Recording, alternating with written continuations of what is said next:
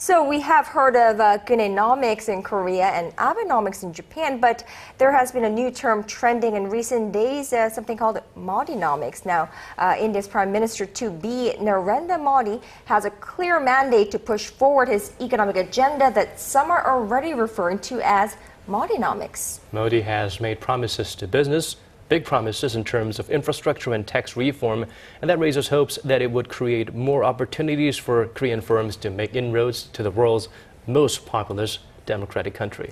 For some analysis, Cho Chung-jae, head of South Asia team at Korea Institute for International Economic Policy, joins us live in the studio. Dr. Cho, thank you so much for joining us. Thank you for inviting me.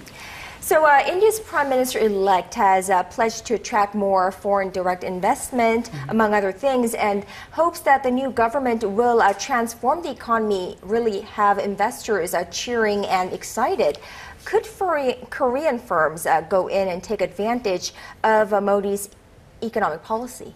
Yeah. In the Indian security market, the infrastructure, the development, and the construction companies, energy companies, capital good manufacturers, and the financial companies, the shares have already soared. The Indian domestic companies as well as the foreign companies will have business opportunities more in this area. The problem is that the competitions will be also heated with more opportunities. Eventually, the one step ahead and proactive strategies are needed.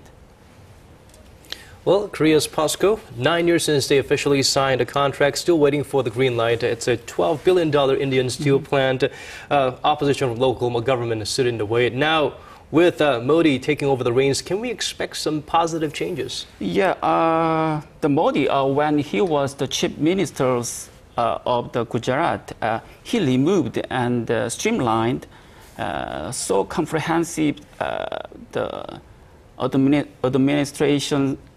administrative procedures that inhabited the private investment. So now the Gujarat is called China in India. And during the election period, Narendra Modi, he strongly criticized the maladministrations, that the corruptions and scandals on the iron ore or the coal have delayed the development and the power the productions. Under the status that the authorities are independent from the federal government in India, I could not say assertively, but definitely POSCO project will have a positive impact, I think. Right. So, however, there are experts who caution against too much optimism, as now there are so many pledges to be fulfilled, and will Modi be able to deliver or execute all of them? Yeah, the utmost the task for the Modi government would be activation of the investment, especially the private investment. The government have no further the capacity for the investment because of the high the fiscal deficit. Moreover, the persisting high inflation pressures hinders immediate switch to the interest rate policies. So therefore, I think the government have no option than the private investment, including the foreign companies, to escape two-year low growth trap and jump on again the virtuous cycle of the investment, consumption, and high economic growth. Well, this is a very promising and important time for Korean government and Korean businesses as well. What can be done by these two entities to make sure they take full advantage of the situation right now, in your opinion, Dr. Cho? Yeah, I think it is a very opportune moment for the Korean government to review and evaluate the outcome of the economic cooperations with India.